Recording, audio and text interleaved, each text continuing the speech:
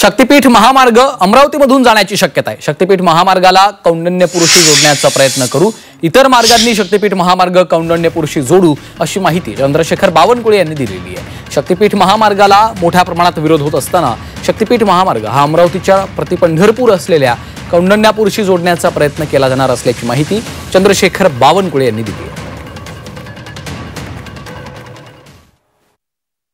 महाराष्ट्रामध्ये शक्तीपीठ महामार्ग येतोय।